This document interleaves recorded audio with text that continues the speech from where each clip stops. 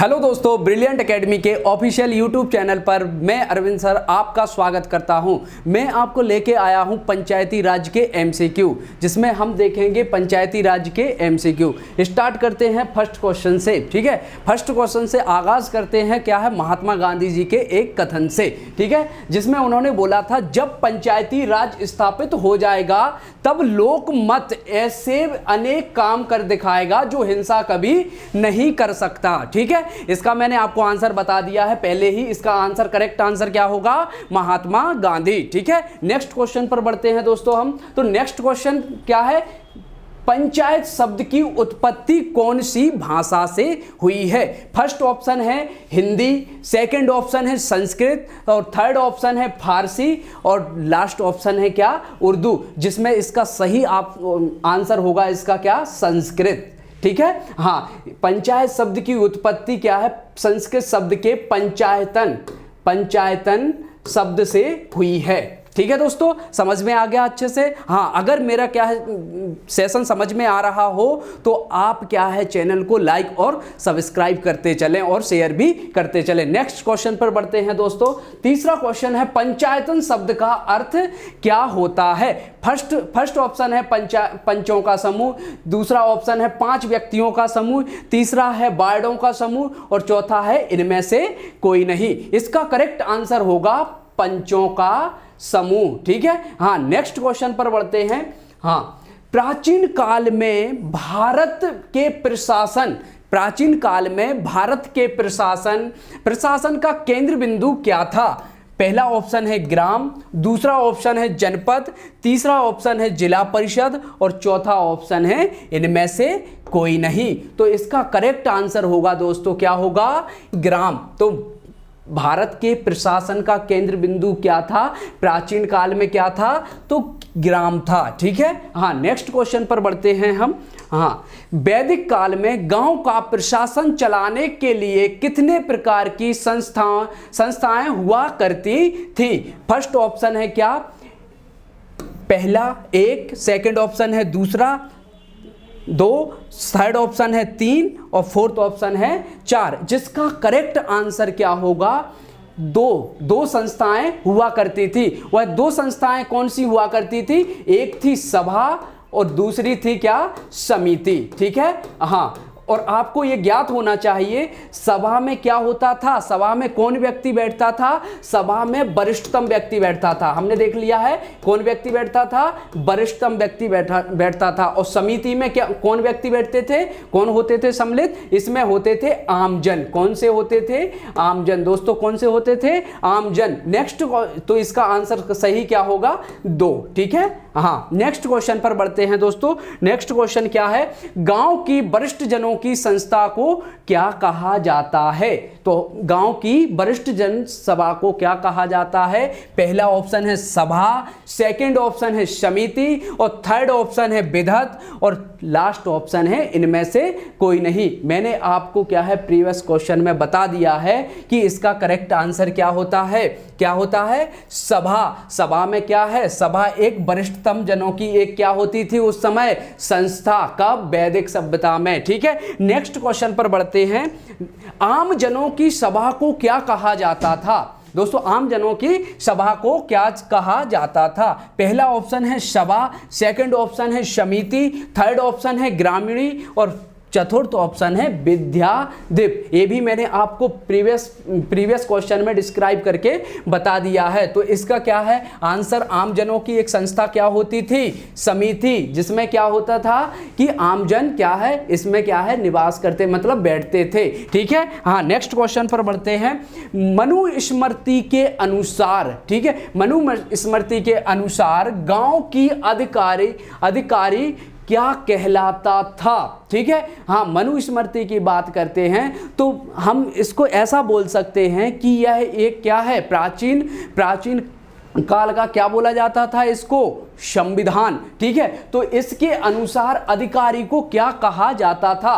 First option है ग्रामिक, second option है Satpal, third option है सहस्त्रपति, और लास्ट ऑप्शन है इनमें से कोई नहीं। तो इसका करेक्ट आंसर होगा ग्रामिक। ग्रामिक को कहा जाता था क्या? गांव का अधिकारी। किसके अनुसार? तो किसके अनुसार? मनु स्मृति के अनुसार। नेक्स्ट क्वेश्चन पर बढ़ते हैं दोस्तों। हाँ, बौद्ध काल में गांव के प्रशासक को क्या कहा जाता था? ठीक है, फर्स्ट ऑप्शन है ग्राम योजक, सेकंड ऑप्शन है गांव का मुखिया, और थर्ड ऑप्शन है मुनीम, और लास्ट ऑप्शन है इनमें से कोई नहीं। तो इसका करेक्ट आंसर क्या होगा दोस्तों? करेक्ट आंसर होगा क्या? ग्राम योजक।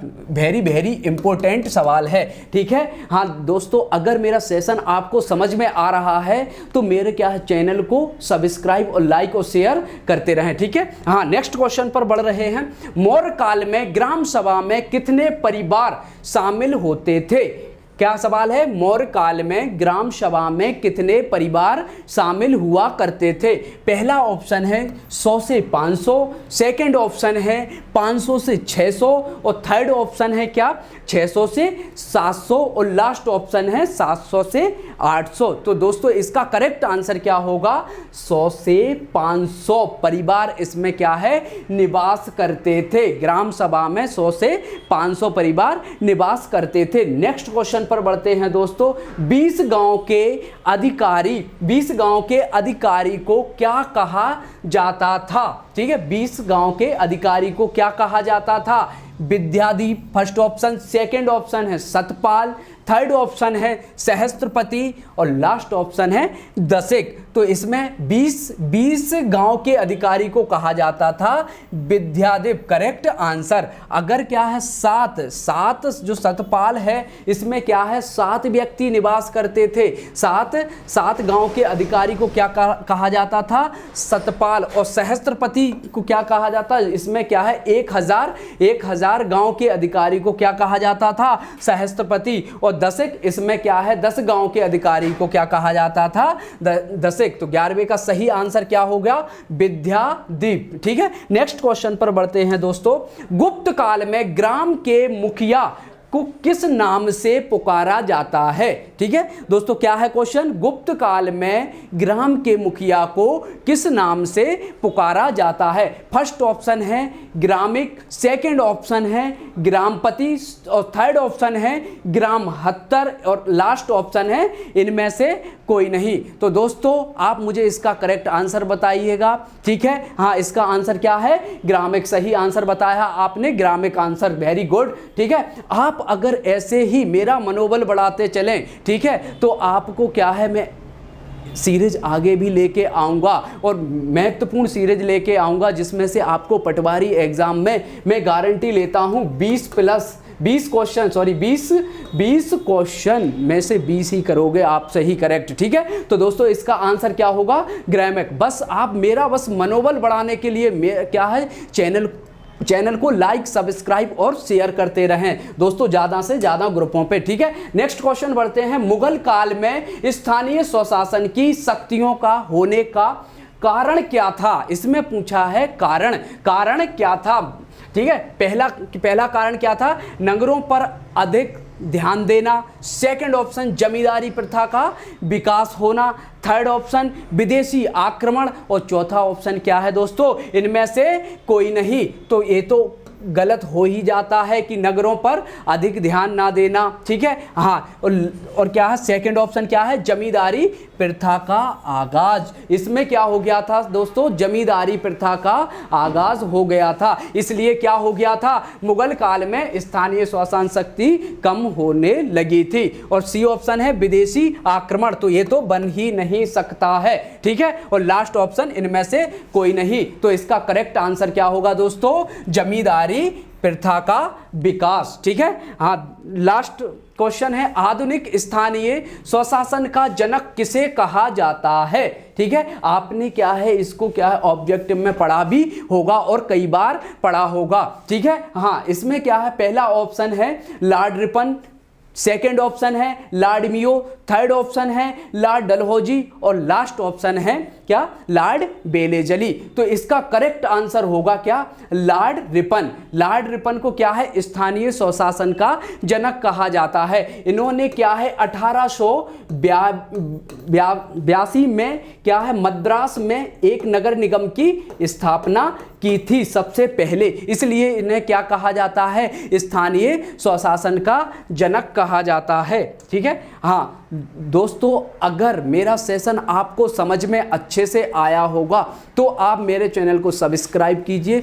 और वीडियो को ज़्यादा से ज़्यादा क्या है शेयर, लाइक और सब्सक्राइब करते रहिए। थैंक यू दोस्तों।